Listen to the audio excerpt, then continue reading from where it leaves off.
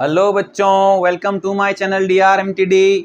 आज हम शुरू करने वाले हैं example third chapter 6 cube and cube root के अंदर।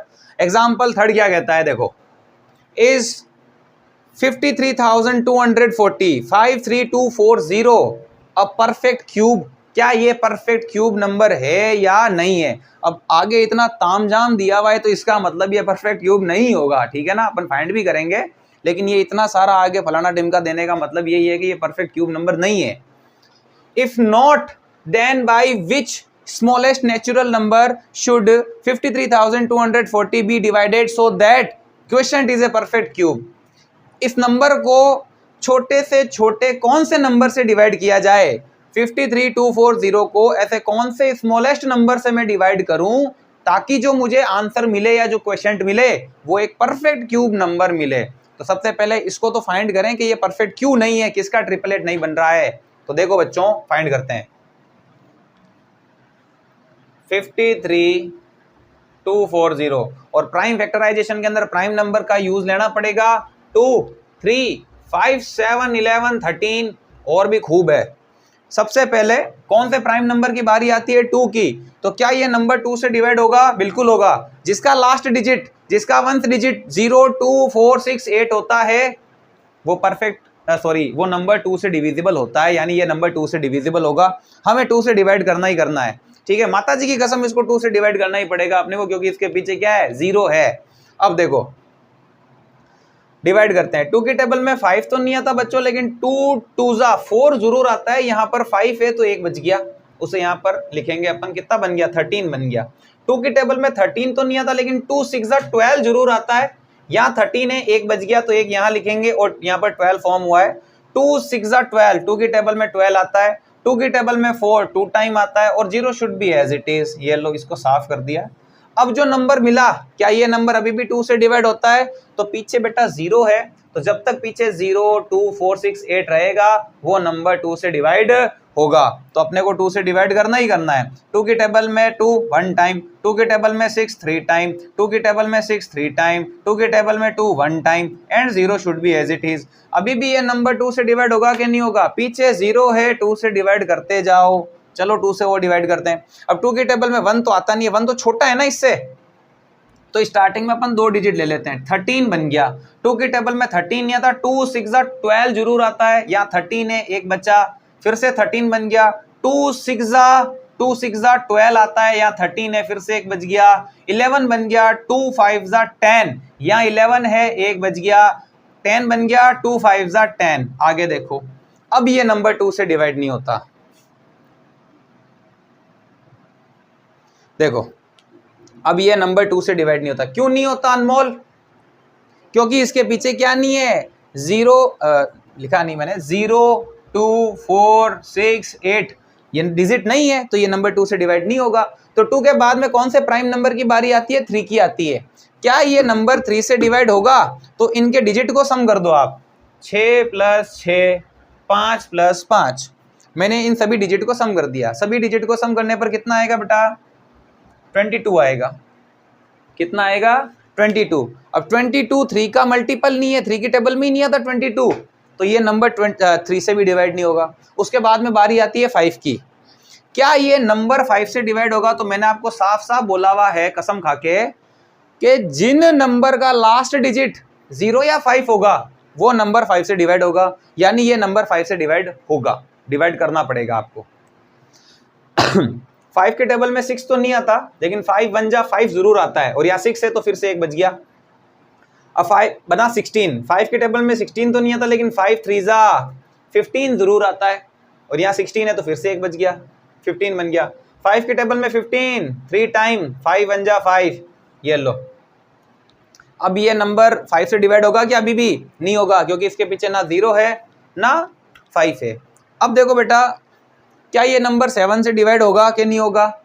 तो अपन देखो 7 का वैसे रूल बहुत हार्ड है, तो इससे अच्छा ये है कि आप डिवाइड करके ही देख लो कि ये 7 से डिवाइड होता है या नहीं होता है। सिंपल सा है, अपन साइड में डिवाइड करके ही देख लेते हैं।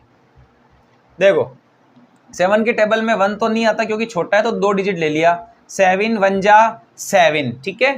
तो कितना बच गया? यहाँ पर 13 है, 6 बच गए। यहाँ लिखा 63 बना, 7 9 जा 63 और पीछे 1 बचा, 1 7 से डिवाइड ही नहीं होता। तो मुझे यही पता चल गया कि ये जो नंबर है ये 7 से डिवाइड नहीं होता है। उसके बाद में बारी आती है बेटा 11 की। किसकी आती है? 11 की। 11 की डिविजिबिलिटी का रूल क्या है? मुझे साफ साफ दिख रहा है, देखो ये जो नंबर है, फर्स्ट नंबर पे 1 है, सेकंड नंबर पे 3 है, थर्ड नंबर पे 3 है और फोर्थ नंबर पे आपके 1 है। इवन प्लेसेस को सम कर दो हाथों हाथ। इवन प्लेसेस यानी 2 पे कौन है और 4 पे कौन है, उनको सम कर दो। तो मैंने उनको सम किया तो मुझे मिला 4। और ओड प्लेसेस पे कौन है, उनको भी सम कर दो। ओड प्लेसेस पे यानी 1 पे कौन है और 3 पे कौन है, उनको भी सम करने पर मुझे क्या मिला? 4। और इनका डिफरेंस कर दो, इनको माइनस कर दो, क्या मिला? 0। अगर 0 मिल जाए या फिर 11 की टेबल का कोई नंबर मिल जाए, 11 22 33, तो वो जो नंबर है वो 11 से पूरा पूरा डिवाइड होगा। ठीक है, यानी 1 3 3 1 11 से कंप्लीटली डिविजिबल होगा। आगे देखो डिवाइड करते हैं। 11 की टेबल में 1 तो नहीं आता, 1 तो छोटा है ना 11 से, 2 डिजिट ले लो, कितना बन गया? 13 बन गया। कितना बन गया? 13 बन गया। तो देखो 11 की टेबल में 13 तो आता नहीं है बेटा, लेकिन 11 1 जा 11 जरूर आता है। और यहाँ पर है 13 तो 2 बच गया, 23 बन गया। 11 की टेबल में 23 तो नहीं आता, लेकिन 11 2 जा 22 जरूर आता है। यहाँ 23 है, फिर से 1 बच गया, 11 बन गया। 11 1 जा 11, क्या मिला? 121। अच्छी तरीके से जानते हैं ये 11 की टेबल में 11 टाइम्स आता है। 11 का स्क्वायर ही तो है, 11 11 जा 121। तो बेटा 11 की टेबल में 121 आएगा 11 टाइम, है ना। और फिर 11 1 जा 11। तो अपने को मिला फैक्टराइजेशन कुछ इस प्रकार से, जिनको हम लिखते हैं, देखो 5 3 2 4 0। इनका फैक्टराइजेशन क्या है बेटा? 2 into 2 into 2 into 5 into 11 into 11 into 11। यहां पर अपने को ट्रिपलेट्स बनाने होंगे। तो देखो 2 के तो ट्रिपलेट बन रहे हैं, 11 के भी ट्रिपलेट बन रहे हैं, लेकिन 5 का ट्रिपलेट नहीं बन रहा। यहाँ 5 सिंगल ही है ना। तो हम लिखते हैं यहाँ पर prime factor 5 is not in triplet. ठीक है, सो 5 3 2 4 0 is not a perfect cube. Perfect cube, ये क्यूब नंबर नहीं है।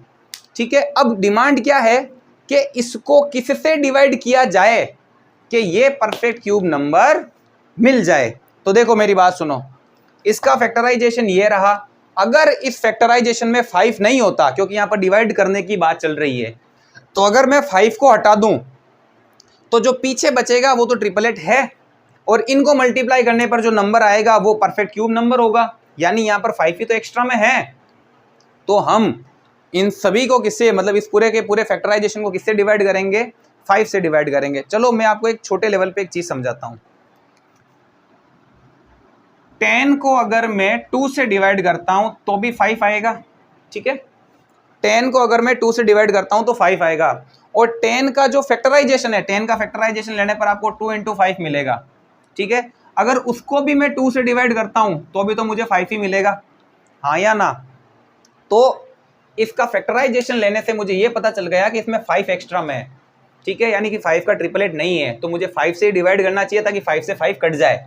ठीक है, और फिर जो नंबर बचेंगे वो ट्रिपलेट्स है, और इनको मल्टीप्लाई करने पर एक परफेक्ट क्यूब नंबर मिलेगा। यानी कि ये जो नंबर है इसको किससे डिवाइड करना चाहिए? 5 से डिवाइड करना चाहिए।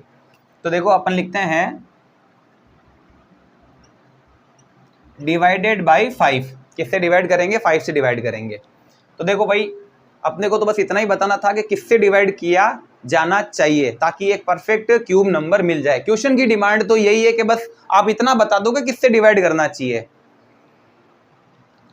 2 into 2 into 2, 5 into 11 into 11 into 11। अब मैं करूंगा 5 से डिवाइड। 5 से डिवाइड करने पर 5 से 5 कट गया, पीछे क्या बचा? 2 इंटू 2 इंटू 2, 11 इंटू 11 इंटू 11। ठीक है, 2 का मल्टीप्लीकेशन 8 और 11 इंटू 11 इंटू 11 करने पर आपको मिलेगा 1331, यही मिलेगा। और इनको मल्टीप्लाई कर दो, 8 1 जा 8, 8 3 जा 24, 2 कैरी में, 8 3 जा 24 और 2 26, 8 1 जा 8 और 2 10, कुल मिला के 10,648 ये आपके एक परफेक्ट क्यूब नंबर है।